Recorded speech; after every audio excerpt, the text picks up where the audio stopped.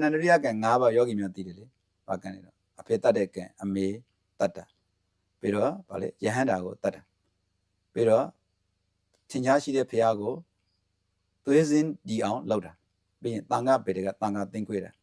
အဲ့ဒီမှာတခြားကံတွေတော့ဘုန်းတော်ယောဂီများသိတယ်အဲ့တော့တန်ခပေတကကံယောဂီများသိမရှိဘူးတန်ခပေတကကံဆိုတာတန်ခပေတကတန်ခတန်ခါတော်ကိုပေတကကွေးပြားအောင်လုပ်တယ်ကွေးပြားအောင်လုပ်တယ်ဆိုတဲ့နေရာမှာသူကအဲ့ဒီဟာကိုနားလည်အောင်ပြောရမှာဆိုရင်ဘလို့ကွေးပြားအောင်လုပ်တယ်လေ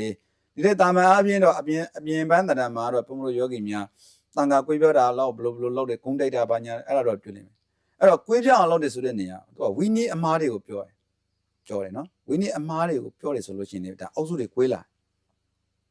အဲ့လိုအုပ်စုတွေဝီနီးအမှန်ကိုပြောတာကိုဆိုလိုတာမဟုတ်ဘူးနော်ဝီနီးအမားကိုပြောတာဝီနီးဆိုတာလည်းအရေးကြီးတာကိုတန်ခါလောကထဲမှာအရေးကြီးတယ်ဝီနီးနဲ့ထင်ထားတာပဲအရိယာနေတော့ဘုန်းတော်ဒီယဟန်တန်ခါလောကရဲ့သူကဒီမပြုတ်ကွေးအောင်ဗာနဲ့ထင်နေဆိုရင်ဝီနီးတိတ်ခါပုတ်နဲ့ထင်ရသီလနဲ့ထင်ရအဲ့တော့အဲ့ဒီဝီနီးအမားတွေကိုပြောတဲ့ပုဂ္ဂိုလ်ဒီဒါအုပ်စုကွေးအောင်လုပ်တာကွေးအောင်လုပ်တဲ့အတွက်ကြောင့်တော့တန်ခါပေရကကံတစ်ချက်ပြီးတော့တရားအမားဝိနည်းဓမ္မနှစ်ခုနော်တရားအမားဆိုတဲ့နေရာမှာဒါနသီလဘာဝနာအဲ့ဒီမှာနေပြီးတော့ဒီဘာဝနာတရားအားထုတ်တဲ့ဟာကိုအစရှိတဲ့ဖြင့်သောတာပန်မဖြစ်ဖြစ်တာတို့ဘုရားဟောတာကတစ်မျိုးသူတို့ဟောတာကတစ်မျိုးအဲ့လိုတရားအမားကိုပြောတဲ့ပုဂ္ဂိုလ်တွေဒါတွေကလည်းတန်ခါပေရက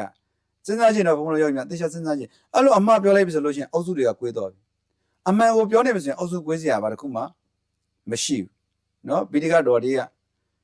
ဒီဟာတွေကိုပြောနေပြီဆိုလို့ရှိရင်အုပ်စုကွေးစရာဘာတစ်ခုမှမရှိဘူး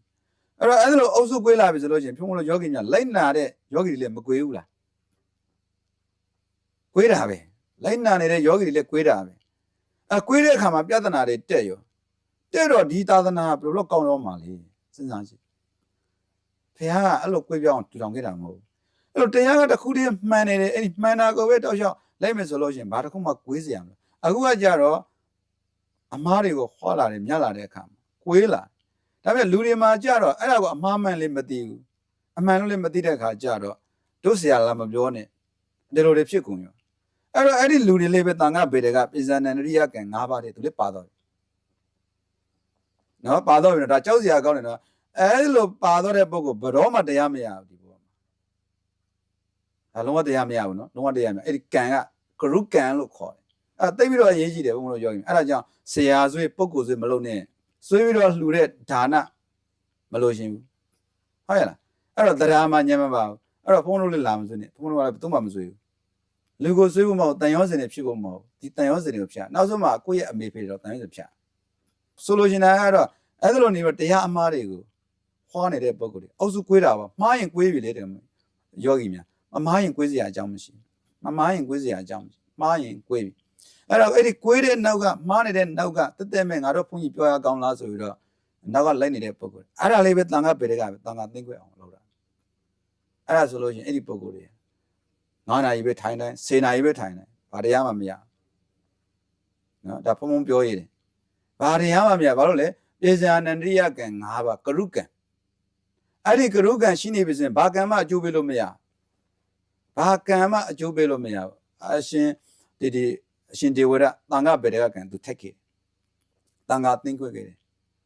ဘယ်သူမှကေလို့မရဖျားလည်းကေလို့မရဘူးနော်အဲ့တော့အဲ့ဒီကံပိတ်နေပြီဆိုလို့ရှိရင်ပိဇာနန္ဒရိယကံ၅ပါးပိတ်နေအဲ့ဒီမှာဘုန်းတော်တန်ခါပေတွေကကံဆိုတာအခုခေတ်မှာခေတ်စားတယ်ဝိနည်းအမားတယ်နော်တရားအမားတယ်ဟောနေကြတယ်နောက်ကပရိသတ်တွေကများနေတယ်အဲ့ပရိသတ်တွေလည်းပါပြီဆိုလေတရားမရတဲ့ပုဂ္ဂိုလ်ရဲ့စင်းထဲသူလည်းပါတော့တယ်အဲ့တော့အဲ့ဒါဒီဘုန်းတော်အရေးကြီးတဲ့အတွက်ကြောင့်ဂရုကံလို့ခေါ်တယ်